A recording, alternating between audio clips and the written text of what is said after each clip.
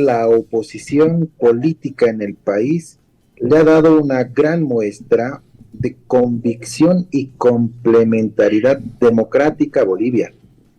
Se ha alejado del debate arcismo-evismo, se ha alejado de la pretensión del poder político que a través de sus disidentes querían defenestrar la presidencia del Senado y ha logrado imponerse un proceso de complementariedad democrática. La minoría, entre Creemos y Comunidad Ciudadana, ha logrado imponer una agenda legislativa. Y este es un compromiso político del movimiento del socialismo hacia el sistema de partidos, pero principalmente también al pueblo boliviano. El más evista ha entendido que necesita de las minorías. Y no es que la izquierda se aleje de la derecha o que la presidencia del Senado se ha expuesto a los intereses de partidos de derecha, en absoluto. Este es un proceso de consenso, de democracia, de correlación de fuerzas, pero a partir de un objetivo institucional político. Estaba en riesgo, estimado Pablo, la tercera línea de la sucesión presidencial del país, a título de una pretensión del poder político que ha tomado la Cámara Baja y ha generado un desastre legislativo con la presidencia saliente en la Cámara de Diputados. Quería hacer lo mismo en el Senado, pero la oposición democrática le demostró al país que también puede imponer, que también puede hacer prevalecer su minoría y que puede generar un documento de negociación política, hoy denominado agenda legislativa, para que en este año el desafío del sistema de partidos de la Cámara Alta y ese compromiso político se pueda materializar de manera progresiva.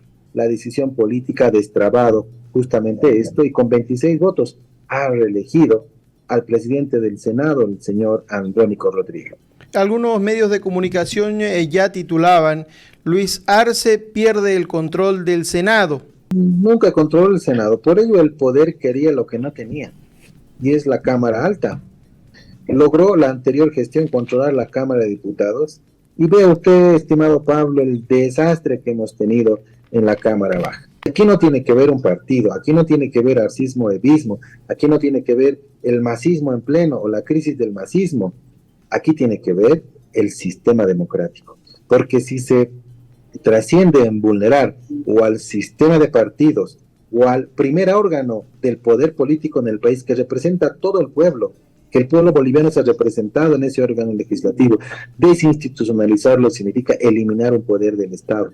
Y esto es grave, porque aquí está en grave riesgo la democracia en el país. Yo creo que el gobierno del presidente Lucho y David han perdido totalmente el horizonte político.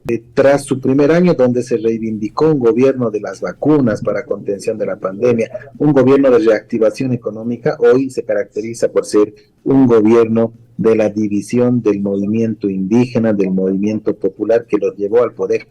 La pretensión de reelegirse a cualquier costo le va a generar una factura política al presidente Luis Arce.